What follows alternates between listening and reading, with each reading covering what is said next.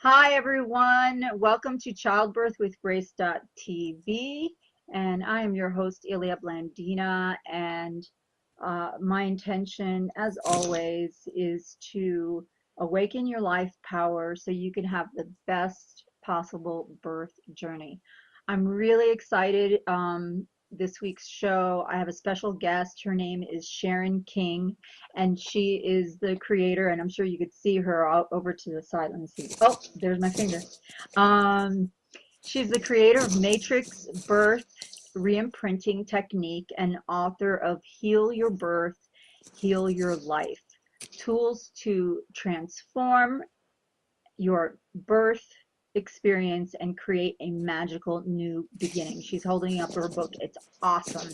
It's a great read. You're going to fly through it. You're going to mark it all up. Sharon's specialty is transforming your experience of giving birth or being born and any trauma associated with conception, pregnancy, and birth. She travels the world as a birth educator, and she's teaching others all about her wonderful techniques. She also specializes in training practitioners to work with past lives, clearing ancestral patterns, and discovering their life purpose using her own light matrix technique. So that's probably another conversation we have to schedule out with Miss Sharon. But welcome, Miss Sharon. If you want to check her out more after this interview, is magicalnewbeginnings.com, and also her book website is healyourbirthbook.com. Welcome, Sharon. It's awesome to have you. Thank you, Ilya. It's just amazing that you asked me, so thank you. Oh yeah, anytime, anytime. So just I've talked my viewers about EFT, not so much matrix reimprinting, but just a run through of a EFT, matrix reimprinting, and matrix birth reimprinting. How does that all work together? I studied and learned to use, and yeah, basically it is also known as tapping, so emotional freedom technique or tapping. And what you do is on a negative event, something that have trauma around, or you have a negative feeling around, I tap on the acupressure points in order to stop emotion. And this technique is being scientifically studied now. Most incredible results with people. So, so I'm really delighted to have got in on the early stages of that. Yeah. But matrix.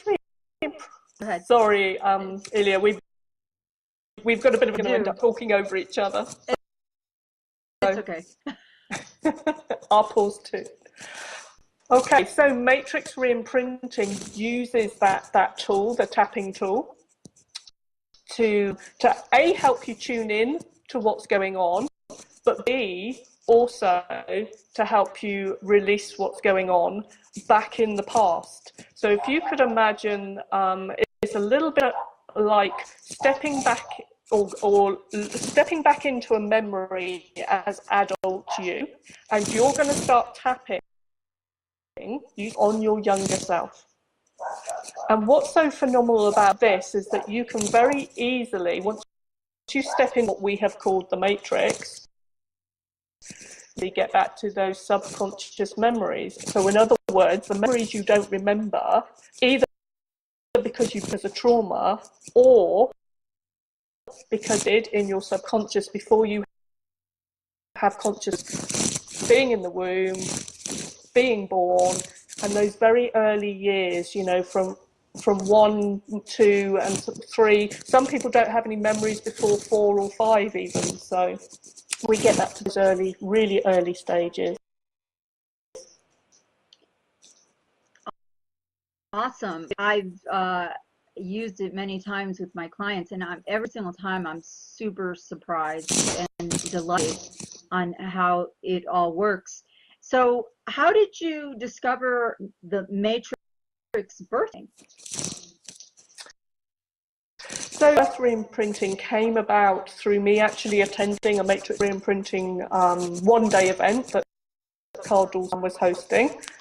And he asked me if I would work with a lady called Caroline, who was 5 months pregnant. And she was in fear because her first 2 pregnancies, or first 2 birth experience she had with her 2 boys, were both absolutely, they were both long labours. They've had medical interventions that she didn't want. They were both extremely painful labours, and she had trouble breastfeeding afterwards. And after her first boy's birth, she was told, oh, don't worry, no 2 births are ever the same. The next time you give birth, it will be totally different. So, of course, when it wasn't, she was just like going, oh my God, well, number 3 is going to be the same. It's just going to be that horrible experience that I really want to have. So I started working with her, and she was really the conception, if you like, of Nick. And I'll keep it really short. It's a long story, and it's also chapter 1 in my book, and that's free on my website on the healyourbirthbook.com, and also on Amazon, and it's audio book as well, so you can hear it and see it and view it in many different ways. And also on healyourbirthbook.com, Caroline actually tells her own story too, so you'll get Caroline's story. But basically what we did is we went into the matrix and we worked with her younger self, who was giving birth to her first boy, and we cleared all the trauma from that. We naturally went back. So one of the beautiful things about matrix reimprinting is when you've cleared the emotional trauma, you can then go back and re-imprint how you would like the event to have gone.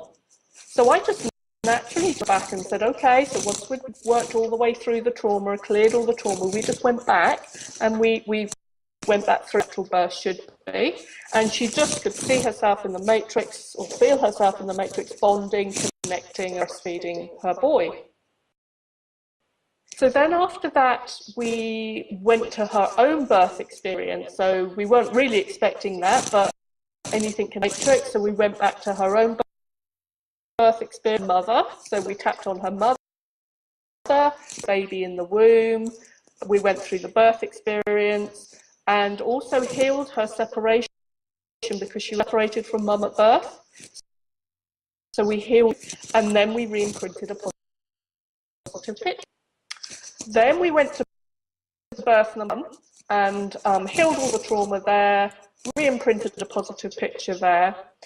And then just for fun, and just because we could, we connected with her baby that she was 5 months pregnant with, explained to the baby that this was going to be a future event, because I had asked her to show the baby how the birth was going to be in the future. Also to explain to the baby that this was happening now, this is a future event. And that's what she did. She just beautifully just sat there and just took them through how the birth was going to be. She naturally set up the birthing room, who was going to be there. And she just naturally did it. And we re-imprinted that picture. And we were both just on a complete high because it was just such an amazing experience. One that, although it was an amazing experience, I didn't think any more about until I got the message from to say that Caroline had had her baby, a little boy. So I messaged her back and just said, well, how was the birth? He said, oh, I don't know, I'm a man. Ask Caroline. So when it's a man thing. It. So when I went back to Caroline and I just said, oh, how was that birth for you? And she said, well, let me tell you about all the other things, she said. So my fear of giving birth went, my anxiety over being separated from my husband, my separation anxiety because he works away, that's gone. People are noticing how much closer and more bonded we are as a family. Her second son, has had this problem with his neck because due to what happened to him at birth. That cleared up. And best of all, baby Archie was born exactly how she showed him it was going to be. Oof. Awesome, awesome, awesome. Now, that was a light bulb moment going, oh my God, so this is the point at which I committed to, this is what I want to do. I want to help give birth naturally, but I also want to help them heal their own birth stories and women who have had a traumatic time giving birth. And that's what I studied. I've worked with thousands of clients. You know, most of the big dramatic stories are all in my book. And, you know, we've had emotional shifts, we've had physical shifts. You know, we've brought back together people who have been estranged because they were separated from mum at birth, and they feel bonded and connected even, you know, at age. So it's just been phenomenal. Yeah, I mean, I know ever since I studied matrix reimprinting and then met and you did a session for me, I've incorporated that. In fact, I've helped couples that whole visualization after clearing all their fears, that whole visualizing of the birth is so um, right on. It happens. And it's one of those things where every single time it happens, I'm like, oh, yay. But what's so exciting to me is it's not something that just happens for me. You know, it happens for you. It happens for, you know, a lot of my students now. I'm getting, you know, story after story after story of, you know, just one recently from Sam Neffendorf, who's, you know, was working with a fertility coach, and, you know, he helped her have the birth that she put out there in the matrix, and testimonial for him. So it's not just about, you know, what I do for people, it's about what everybody can do for people, you know, if these techniques. So yeah, it's a wonderful legacy. So how does tell me how does utero in the uterus and the birth stories, all that, how does that affect, how have you seen it affect life? You act that it corrects it, but what is it that, you know, you see that, for example, I'm going to give you, if you can't remember a birth, so why does a traumatic birth have such an effect on us? It's one thing you can remember it, but if I, you know, come up. well, one of the main things that Carl focuses on with matrix printing is our belief system. And this has become very, very clear to me. What our core beliefs are start right the way back from early child. I mean, Carl will always focus on matrix room years old, because that's when we're in that, you know, state of recording, just downloading our programs at that stage. But, you know, right the way back from conception, there is a consciousness. And we have what is called an implicit memory. So it's not a conscious memory, but it's an implicit, and it kind of gets held in our cells, and it kind of gets held in the field or the matrix. And it's something that we can tap into. So these early programs, if you like. So if I give you an example, so let's just say we are conceived out of loving intent, are in complete love and support of each other. They're, you know, planning to make a baby, you know, they've just got a fabulous supportive relationship of each other. Then that very early experience is really going to set that patterns in life where every newborn loved and supported. They are more likely to go on and have a positive birth experience, which will then lead on to, you know, maybe going to the will be an easy event. You know, first day going to be your children that get to the school gate and go, bye mum, have a nice day. Mum's there, floods of tears because, you know, due to school, but that will be a confident child because that new beginning experience is very safe, very supported. Yeah, and then you can go right the way down the spectrum to, maybe a baby's been conceived out of rape, or mum finds out really early on, because what earlier, as you know, is that women are earlier when they're pregnant. They can be, only 2 weeks pregnant, and and the test can tell, and that for some women can be a real shock. Mm-hmm. If they've not intended to have a baby, go through all the thought process of, oh my God, how's this going to change my life? Can I be a parent at this time? Am I in a relationship? Am I not in a and all those fears will come crashing in. There may be discussion about termination, whatever. But to that baby, that's a threatening event to the baby. So the baby's going to create the belief that I'm not safe, I'm not fit, I'm not loved, and potentially my life is in danger. And the baby has no separating itself from thoughts, feelings, emotions that mum has. So everything mum's feeling, the holding, taking on as their own. And what this does is, because really early on in the first trimester, it's only the reptilian brain that's being developed. So this is our survival brain, our fight, flight, flee brain. We actually look like a reptile. Yeah. So this deep into our core of, are we safe? Are we not safe? So True. And I'm going to for a minute, because what comes to mind is studies that actually have shown that. I don't have the exact names. I could always post it, but there's that studied the survivors of a famine in Europe, the Hitler invasion, because their town was, they stopped giving them provisions, and they had enough to last a year, but based on that, everyone could only eat 500 calories per day to survive. And that was a while back. So they actually, that cohort of people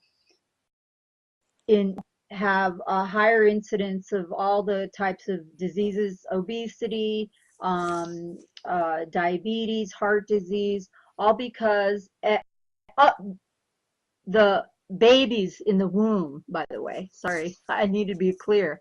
The babies in the womb, the mothers that experience famine, have been looked at, and the babies are in their 70s, and they have a higher incidence of all these diseases based on their body, their whole cellular system, acclimating in the womb, harsh environment.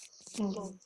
Okay, and then another study studied women who were exposed to 9/11, that they were pregnant, and they actually saw not just saw it on TV, they were there in New York and saw it right in front of their zone area, and the babies of those women who survived, because they had a higher incidence of carriage, but the babies who survived, they tested a year later, when the babies were a year old, they did genetic testing and had the gene that increased their susceptibility to PTSD in the future. So I mean, this is what Sharon's talking about. This isn't like, ooh, yay, we're going to just go out in a field and pretend that we're changing things. This is between quantum physics and theory, and the whole ability that exists on multiple levels. This is a game changer, is how I would put it. Is everything, and that's the whole point of this interview. So a big commercial break. If you just joined us, this is Childbirth with Grace.tv. Ilya Blandina, I'm the host, and I'm talking to Sharon King, who is the creator of birth re-imprinting, and it's a tapping modality. So we're gonna get back to talking about it, because this part is this is the aspect, because as viewers know, I'm a retired nurse midwife. I've delivered over 5,000 births or been involved in, and I've seen all kinds of stuff go down.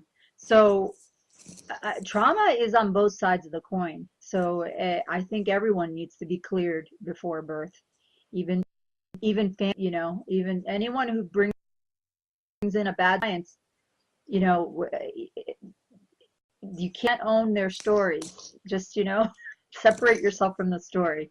So tell me, this subject area, because you helped me with my C-section baby, and who was, as you were talking, how different the kids are.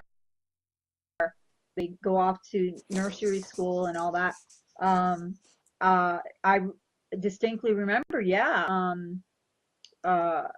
My firstborn, of course, super planned out, and he's the most independent.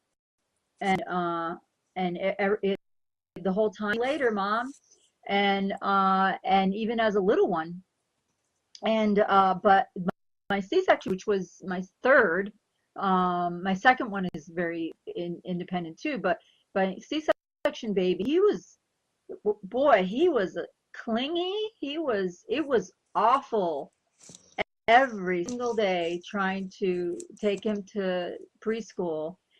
I had to peel him off and just like, it's gonna be okay. He finally got over it. He's 19 now, but it did reflect through his teenage years. We had a problem communicating. It's almost like we weren't in the same room, and through your help, hello, when you have a sudden not in the same room anymore, you know? And in fact, I remember waking up saying, "Where's my baby?" Because they had to knock me out. They had to knock me out during this because I started feeling too much pain. All I remember, I thought the baby was in between my legs, because this was my third baby, and I was to 9 centimeters. And when they found out he was butt down, so breech, and the doctor came in, and who I have, but you call a doctor when that happens. And he came in and he said, "I'm sorry, but I can count on one hand how many breech deliveries I've done." And what am I gonna? I was already a midwife, so I knew all the ins and outs of what a breech is, so what am I? I'm not gonna argue with him. But meanwhile, I needed to push their baby. And I'm like, I really need to push all the way down to the C-section room.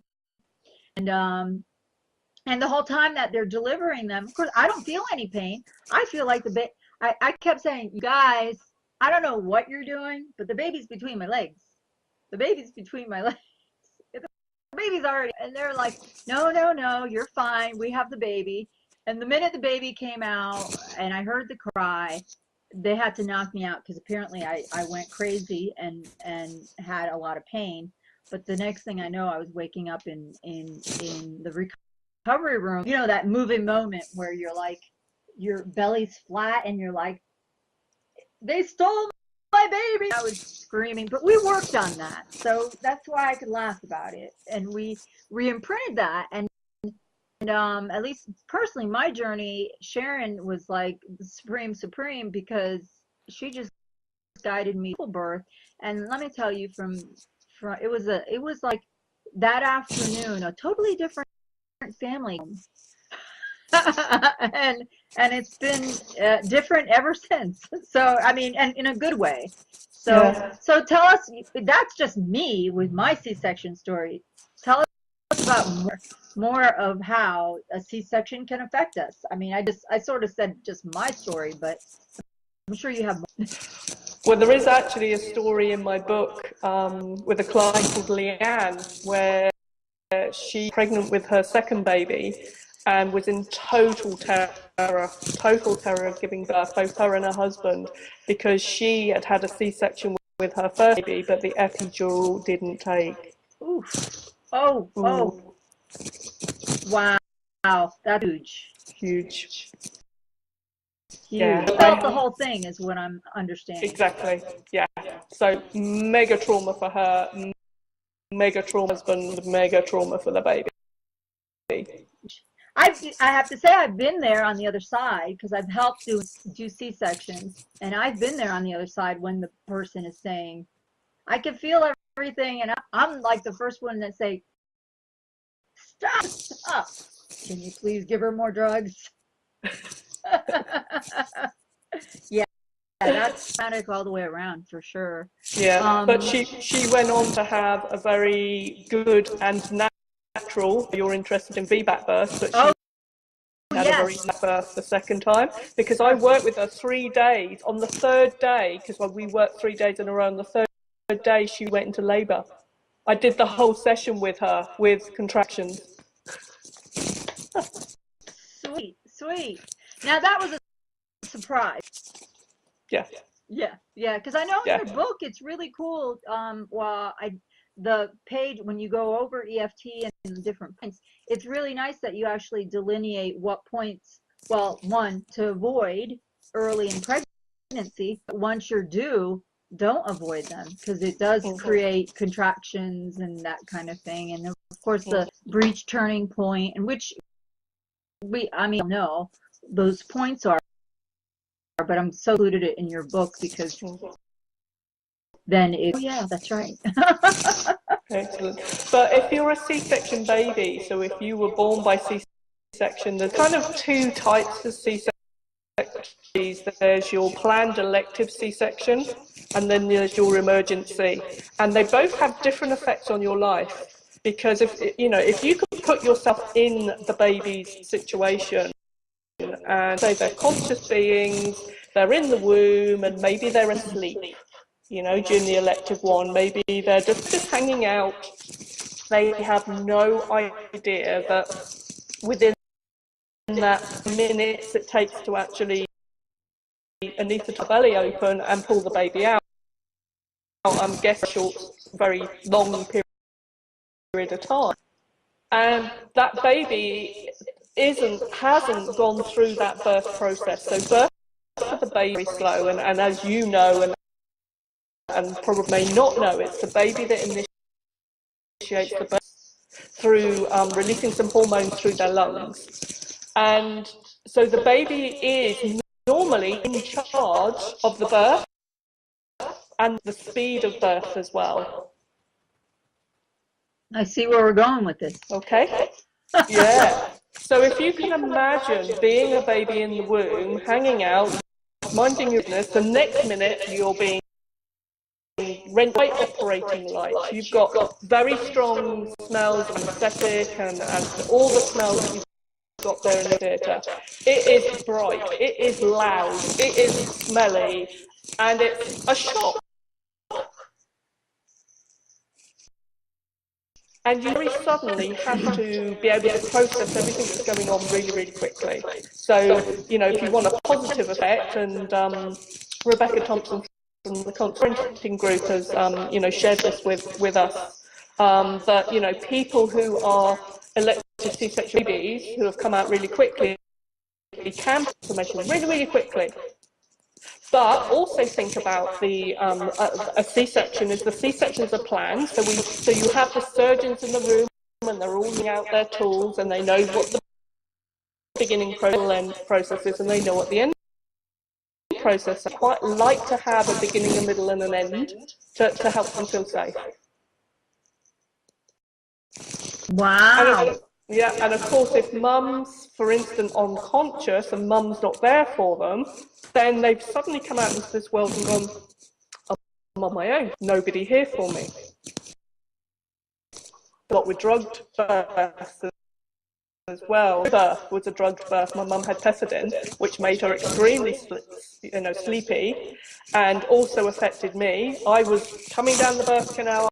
I was coming quickly. The midwife panicked and went, "Oh no, we need to slow her down," and gave my mum some pethidine. And suddenly, I'm I'm still, I know everything slows down.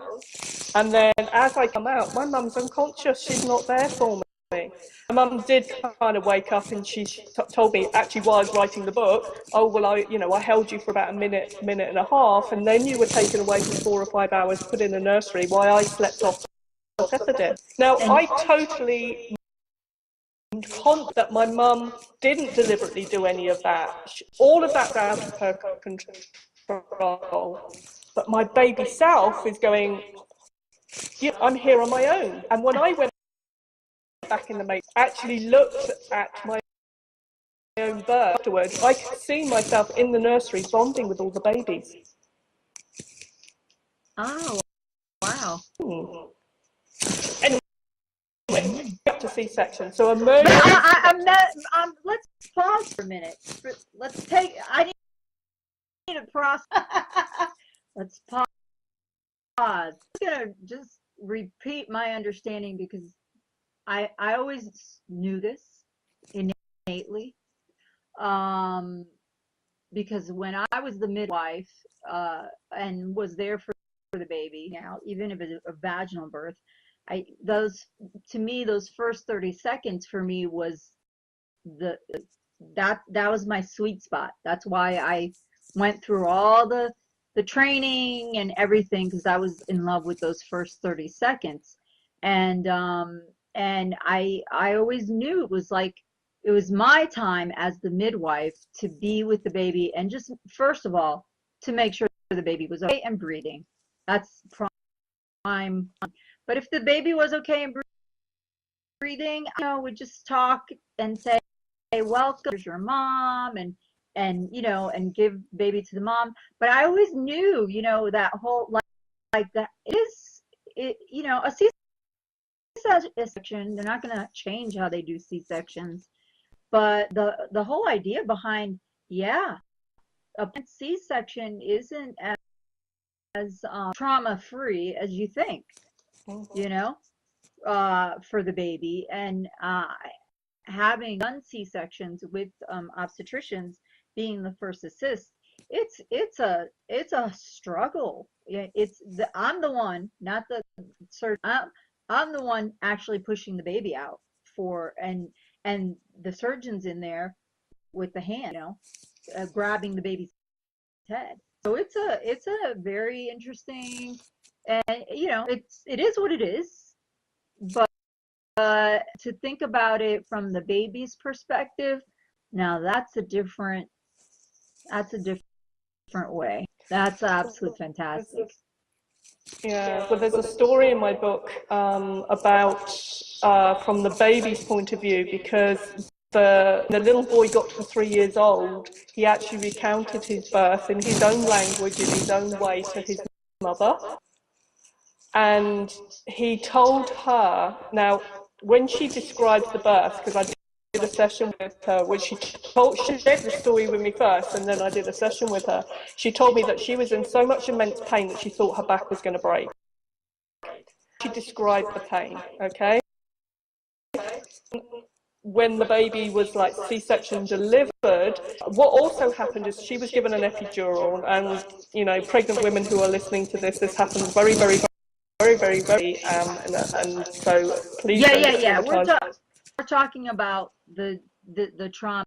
So who's watching and this is getting to you, you just tap and listen or pause. Yeah. We're talking about good stuff though, and go on. So what happened was she was given, I think, probably too much epidural, and so she felt paralyzed.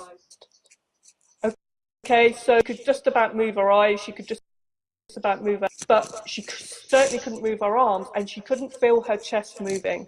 So she was starting to panic, thinking, I can't even communicate right now that I can't feel myself breathing. So the more she thought about that, the more that it started to panic her. So when the baby came out, the baby was kind of put on her chest. She couldn't move. She was frozen, literally frozen by the anesthetic, but also frozen in terror. So what her 3-year-old recounted to her was, yes, mummy, when I was in your tummy, he said, I couldn't get out. He said, I couldn't find that, I just couldn't get my head into getting out. So basically what he was, because he wasn't descending, so that's why she had a C-section. And he said, but what I did, he said, is I went and got a step ladder, he said, and I climbed up the ladder towards the light. He said, so because I didn't want to break your back. So he had picked up in the womb, Mum was saying, this is breaking my back. So he repeated it back to her. He said, but when I came out, he said, Mummy, I just wanted you to hold me, but you didn't hold me. So she then kind of scoops him up in her arms and she said, look, darling, she said, what happened is Mummy couldn't hold you. Mummy desperately wanted to hold you, but she couldn't hold you because she couldn't move her arms. So he knew that his mum couldn't hold it all. He felt like it was something wrong with him, or, you know, that there was something wrong because she had held him, and maybe something wrong with him as easily as we make believe. There's something wrong with me because Mummy's not holding me. And this was an actual 3 to 4-year-old retelling. 3-year-old retelling. Telling his. Wow. Nice. Another moment of pause, because that's like that. There you go.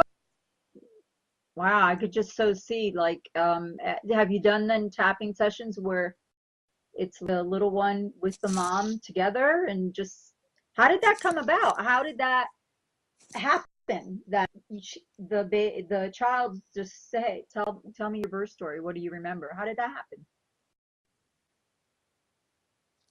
It was on his birthday. I think it was. I don't remember the exact, but I think she probably just asked him, "Do you remember being a baby?"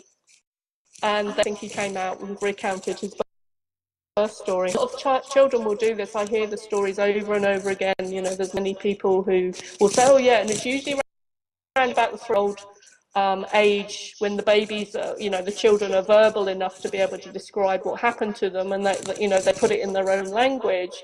But yeah, but they're able to. And then obviously as we get older, we forget those experiences. So kind of what I'm saying is very important, what's being said in the delivery room. You know, what the intention is, what the feeling is. You know, if mum's feeling safe and secure, then you know, birth process is going to go a whole lot better, because fear stops labour. So we know that that's going to go a whole lot better, but also the baby's going to feel safe and secure as it's coming out.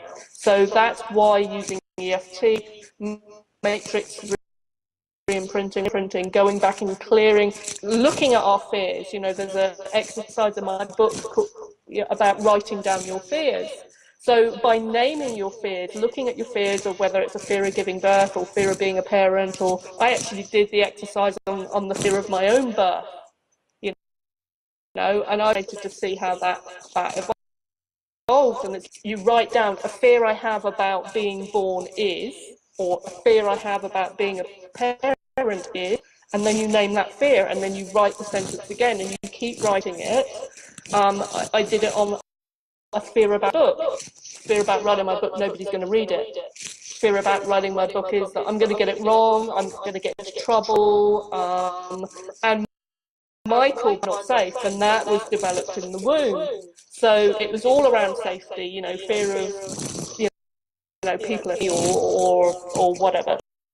So it'll be interesting when you start writing down your fears about being a parent, then it will fall limiting beliefs. I'm not good enough. Perfect. I love that, as in, and it, you know, I'm a fiction, and if you remember, oh, there's your cat. I love your cat. She's a little mouse. Yes, oh, that's so cute. I keep remembering from the movie Dune, or the book Dune, if you remember that from a long time ago. But fear is the mind killer. I mean, it's so true. I mean, it can just completely stop you from living your purpose and your best life. Yeah. And the deep, amazing. I love that whole checking in with the child. In fact, second my second son, when I was pregnant, he was five-ish. Yeah, five-ish when I was pregnant with my, so 4.5, with my third, and giving him a bath or whatever. And I have, pregnant belly. And he said to me, Mommy, how about if the doctors just cut a window and we take the baby out that way? Now, the baby ended up being a C-section. Of course. But I told him, well, yeah, it's an option, but I actually prefer pooping the baby out. And he was like, what? And I had to explain. And he was like, oh. And I could tell in his mind, he was like, I don't know. I think I'd opt window, Mommy. I think he actually, I think I prefer window, Mommy. Little did I know he was having a clinician there or whatever. Well, he gave me a forewarning, so I still remember that, him saying that. I thought it was pretty funny. But so here's on the other side of life is, how do you work with someone who has lost a baby? Oh, they are the sessions that I love most. Healing that trauma of losing a baby, or really, but specifically a baby, I say probably brings me the most joy. What if I think I'll probably just tell you about Josephine, because Josephine's story is in my book, but she, bless her heart, 1960s in the UK, if you were to give birth to a stillbirth baby, then they literally take it away. You know, it's almost like put underneath the bed. You don't get to see the baby, you don't get to say goodbye to the baby. It's almost like, we'll just take it away and you'll be fine, and you can always have other babies. And this is exactly what happened to her. Wow. So she didn't get to say goodbye to her baby. She didn't get to name her baby. I don't even think that she actually knew what sex her baby was. Yeah, they did it different back then. They didn't know. Yeah. But still, wow. Absolutely. So what I did with her is I asked her to, first of all, we went back and we cleared the shock and the trauma, and also that sadness and, and the grief of not knowing and not being able to say goodbye. So we went back into, that past and cleared that for her, the shock of being told and all of that. But what I asked her to do was to create a beautiful place, a place she most loves. So she created this woodland scene with this, opening, and I think there was probably a river running through as well. And I asked her to connect with the baby and just ask the baby, could choose a name, what would the baby choose? So I can't remember what name she chose, but let's just say it's Stephen. I asked her to ask the nurse to bring the baby back, the body of the baby back. So we took the baby's body to this beautiful space, and we had a funeral. My husband sat in all the sessions next to her as well, so he was kind of like part of the process. So her and her husband, we took the body of the baby and we had a funeral, but we had her connected to the spirit of the baby. So she now had a place in her mind that she could go to connect with her son. And what was really interesting is that after we had the little funeral and she had named the baby, as she's playing with the spirit baby was about 2 years old. Now, this same lady had also experienced a miscarriage. So we basically, in the next session, we went back and we did the same thing. We cleared the trauma of losing the baby, and she was actually on her own at that point.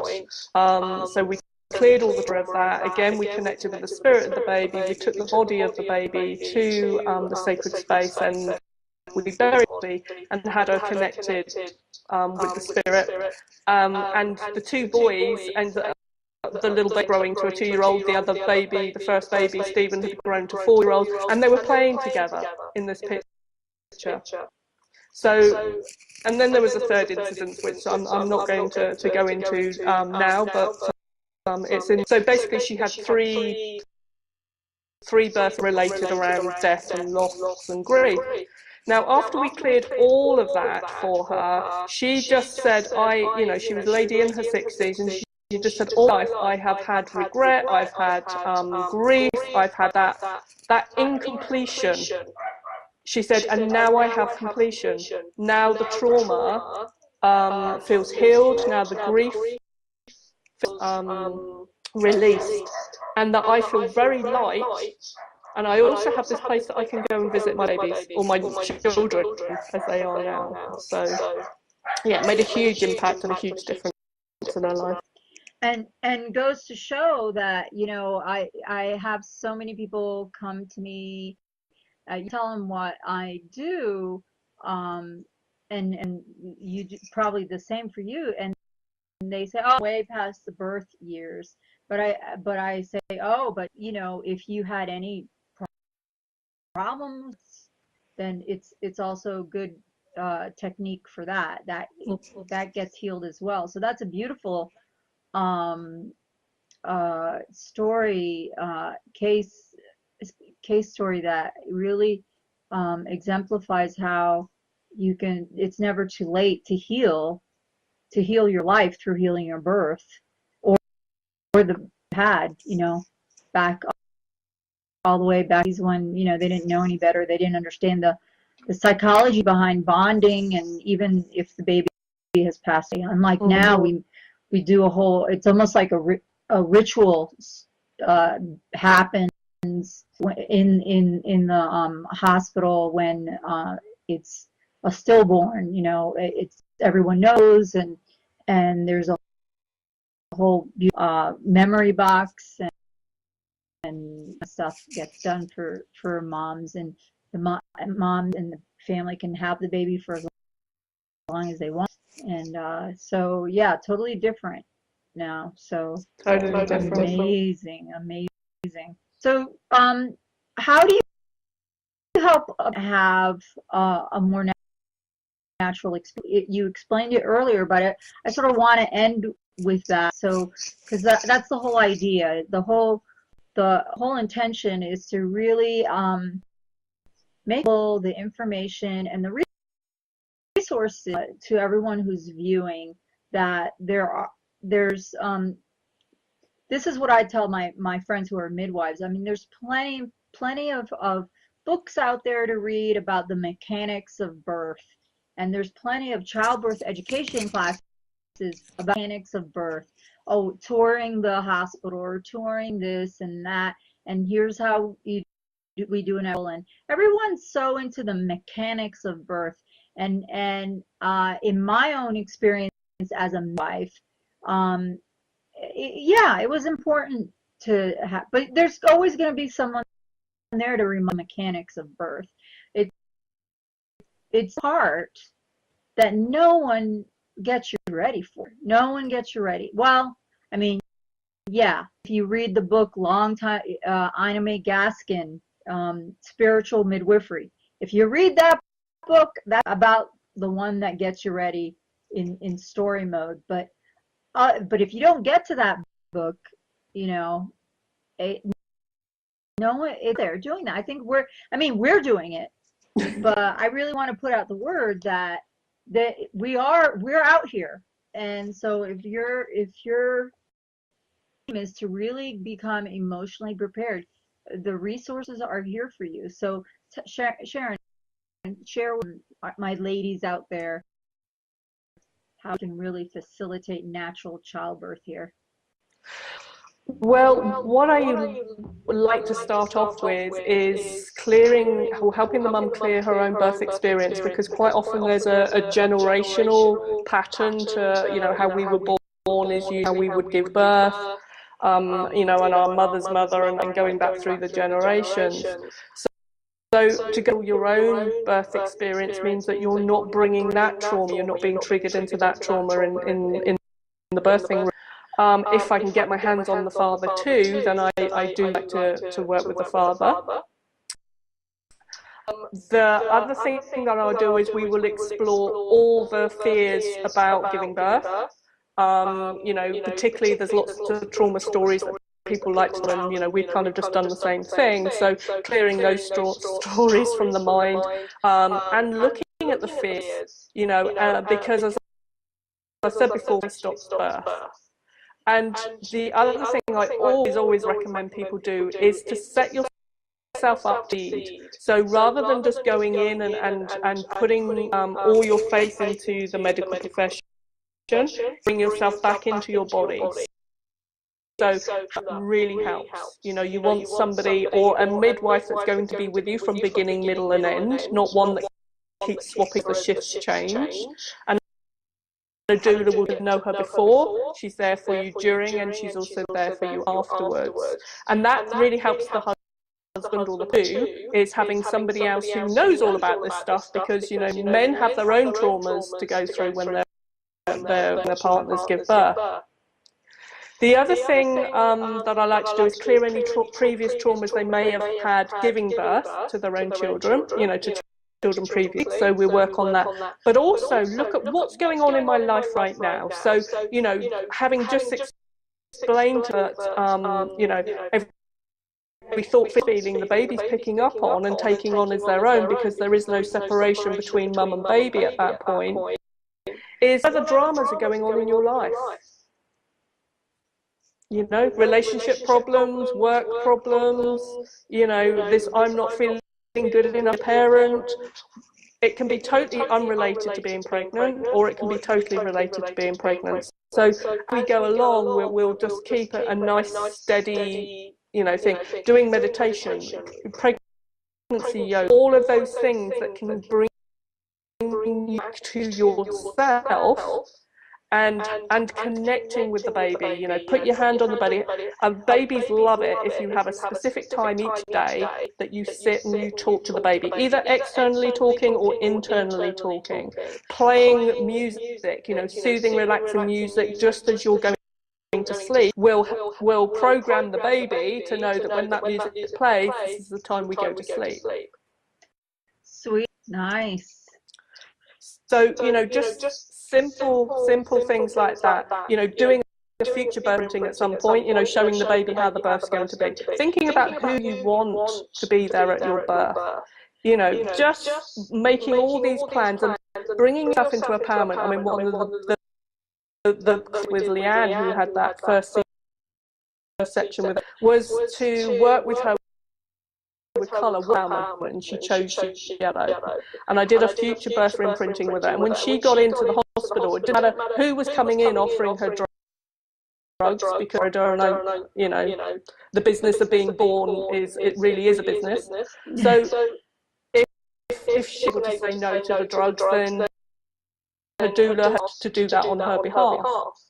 So, and she was able to stay in her own energy, to stay with her own birthing process, to go within, and to just kind of almost meditate to breathe that baby out.